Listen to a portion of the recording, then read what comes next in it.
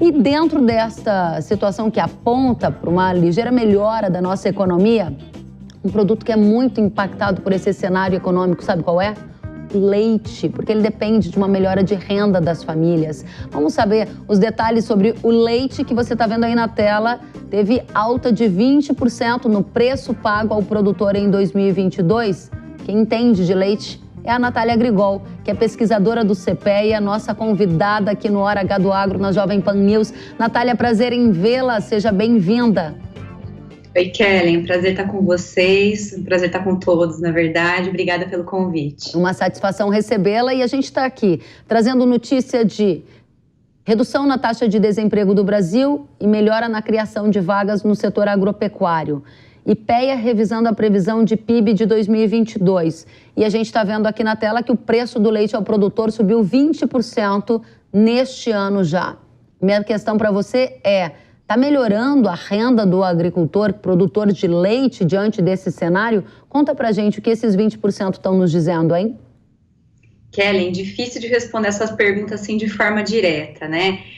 De uma forma muito breve e talvez correndo alguns riscos aí de perder um preciosismo da análise, eu diria não.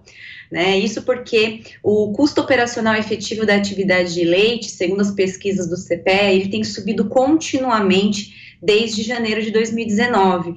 O último mês, agora de maio, foi o primeiro mês em que a gente começou a observar uma ligeira mudança, né, nessa tendência para aí começar a haver uma estabilidade e queda.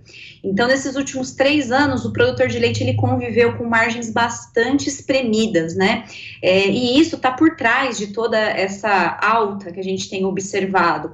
Não é uma situação que se explica, né, pelo investimento de hoje, pelo cenário de hoje, né? Como o leite é um produto de ciclo operacional longo, a gente está colhendo, né, frutos de investimentos, de decisões que foram feitas no passado. E muitos produtores frearam, né, os níveis de investimento, os que ficaram na atividade ficaram com mais cautela, muitos acabaram diminuindo, né, investimentos, e outra parcela grande também deixou a atividade, inclusive aumentando aí o número de animais destinados para o abate, para aproveitar também os preços em alta da arroba. Então, Kellen, a gente observa, na verdade, uma mudança na estrutura produtiva da cadeia do leite. Então, a gente tem hoje esse momento, né, de oferta bastante restrita, que eleva essa questão dos preços, mas isso não significa necessariamente rentabilidade, né? Na verdade, é um processo, vamos dizer assim, inflacionário que parte da questão dos preços dos insumos agrícolas. Nesse momento, nesse mês, o produtor ele conseguiu melhorar a relação de troca do milho, né, que é um insumo essencial para a atividade. Essa relação de troca é uma medida meio simples que a gente faz para ter uma ideia de margem, né? Quando a gente observa em 2019, na média de 2019, o pecuarista precisava de 28 litros para adquirir um saco desse insumo que é essencial. Em 2020, ele passa a precisar de 34 litros na média. 2021, isso sobe para 43 litros. E o início do ano, a gente já estava em 45, mas com os preços dos grãos caindo nesses últimos meses, agora essa relação de troca ela já está voltando aí para um patamar de 35 litros.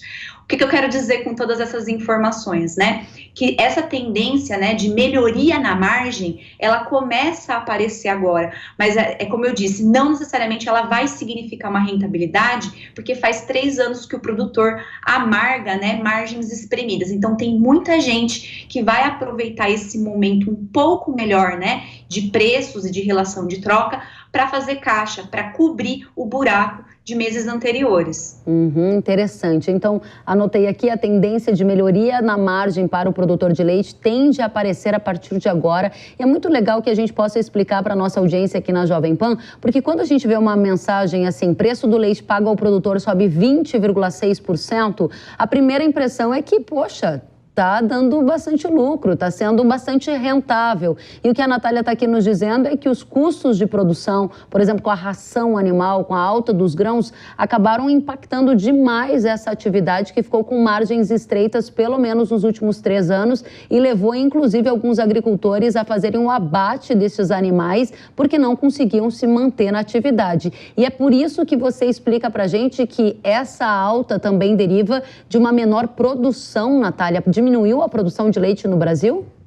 Sim, Kellen, exatamente esse cenário, né? Os dados do IBGE, que mostram até o primeiro trimestre desse ano, eles mostram que o volume de leite que foi captado pelas indústrias de laticínio, destinado então à produção dos lácteos, esse volume ele caiu 10,3% em relação ao mesmo período do ano passado. Então, a gente está falando de um enxugamento da produção de leite, né? E aí uma maior disputa dos laticínios para fazer a compra dessa matéria-prima que é tão importante, tentar evitar aí, né, capacidade ociosa nessas plantas de fabricação de lácteos. Então, o cenário que a gente observa, ele é pressionado por essa oferta limitada, né? E essa oferta, consequentemente, ela está limitada por conta dos custos de produção em alta. Então, essa relação, né, que a gente vê o preço subindo, ele sobe para o produtor, ele sobe na venda de derivados da indústria para o canal de distribuição, chega para o consumidor, né, num preço bem mais elevado. A gente pode olhar essa elevação de patamar de preço, né, e pensar que, na verdade, está tendo aí lucratividade. E, na verdade, toda essa elevação de preços, ela tem a ver com a alta muito grande nos preços dos insumos. E aí, novamente, né, pecuária leiteira, a gente não tem resultado só de um dia para o outro. A gente está falando aqui, né, de um ápice, de um problema que vem sendo gerado há meses, há anos atrás, né? Então, o ano passado foi um ano muito complicado para a atividade. E o setor como um todo tentou muito represar essas altas, sabe, Kellen? Tem uma competitividade grande no setor, as indústrias de laticínio não queriam perder market share, então houve aí um represamento dessas altas e produtor e laticínio tiveram as margens espremidas. Agora, chegando em maio, junho, né, a gente está falando assim do pico de entre-safra, a gente já tem aí questão climática que intensifica ainda mais essa restrição da oferta, não deu. E aí o que a gente observa é esse movimento constante, homogêneo, generalizado, né, dos laticínios em repassar essas altas para o consumidor, porque o nível de estoque realmente diminuiu bastante, o nível de estoque de derivados lácteos realmente diminuiu bastante. Então, de forma geral, o preço eleva, mas não significa rentabilidade, lucratividade para nenhum dos agentes da cadeia, né? É uma resposta ao aumento também dos custos de produção lá atrás. Interessante, Natália. E aqui na nossa audiência do Hora H do Agro, a gente tem o pessoal da cidade, o pessoal do campo, e é importante que a gente, então, finalize aqui o nosso bate-papo trazendo uma perspectiva. De um lado, a gente viu alguns sinais aqui dos indicadores econômicos, da economia melhorando, diminuindo a taxa de desemprego, previsão do PIB melhorando, criação de vagas no setor agropecuário. Isso, na sua visão, significa que a gente pode ter um incremento de demanda ou não? Esse aumento do custo de produção, a dificuldade de oferta, vão manter o preço do leite e derivados ainda alto, o que freará a demanda. Consumidor e produtor, o que a gente pode esperar? Na prática, essa é a minha pergunta. Eu acredito que a oferta vai continuar sendo uma variável mais preponderante para o processo de formação de preço, Kelly. Isso porque a gente está falando, né, de uma situação bastante extrema de queda muito drástica na produção.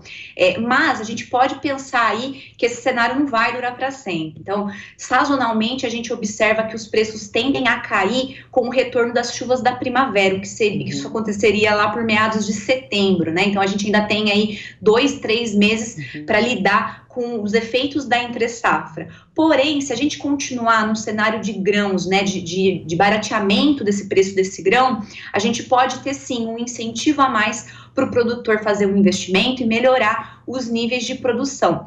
Nesse contexto, taxa de câmbio é uma variável importante, né? Porque a gente sabe que a demanda internacional de todas as commodities agropecuárias, elas influenciam também no comportamento das nossas commodities. Então, pensar aí, disponibilidade interna do grão é um fator relevante nesse momento, assim como também a questão das importações de lácteos, né? É uma tendência que elas devam aumentar aí nos próximos meses para tentar dar conta dessa diminuição produção, né, dos lácteos a nível nacional, e a demanda, como você colocou, com todos esses fatores, ela pode ter aí um sinal de uma recuperação, mas eu ainda acredito que ela deve ser menor, esse papel da demanda nesse momento, porque ainda que a gente veja aí um incremento, né, no número de empregos, a gente vê também que a média salarial caiu. Então, o poder de compra do consumidor, ele também não está tão alto quanto ele esteve no passado. Então, a demanda, ela deve ficar meio coadjuvante nesse processo, mas, claro, ela é que delimita, né, esses tetos dessa cotação, até onde ela vai.